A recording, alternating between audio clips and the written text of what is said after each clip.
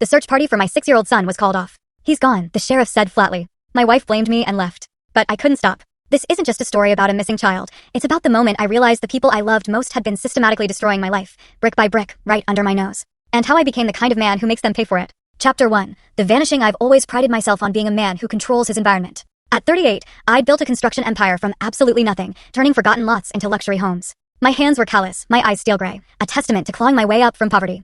I never forgot the hunger that used to gnaw at my belly as a kid. But all that control? It meant nothing the day my 6-year-old son, Kenny, simply vanished. It was a Tuesday morning. He was just playing in our sprawling backyard. My wife, Dixie, claimed she'd only stepped inside for 5 minutes to answer a phone call. When she came back out, Kenny was gone. No signs of struggle. No witnesses. Nothing but his abandoned sandbox toys and a gate somebody had left wide open. My first instinct? To tear that town apart, board by board, until I found him. I organized search parties, hired private investigators, offered a $50,000 reward. For 3 weeks, I barely slept. I combed through every inch of the dense woods around Pine Ridge, calling Kenny's name until my voice cracked and bled. But the local sheriff, a lazy man named Douglas Clay, seemed more interested in his coffee breaks than finding my boy. These things happen, Leon, Clay had said, his voice infuriatingly calm. Kids wander off. Sometimes they come back on their own. But I knew Kenny. My son wasn't the type to wander. He was cautious, almost anxious by nature, a trait I recognized, inherited from my own childhood, spent dodging an alcoholic father's fists. Kenny wouldn't have left that yard willingly. As days stretched into weeks, I started noticing changes in my wife. Changes that made my gut churn with suspicion. Dixie, who normally freaked out over the smallest scrape on Kenny's knee, seemed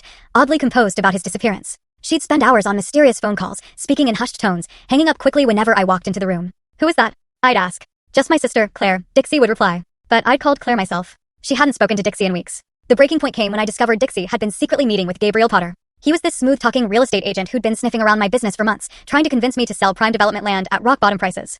I followed her to a small diner on the outskirts of town.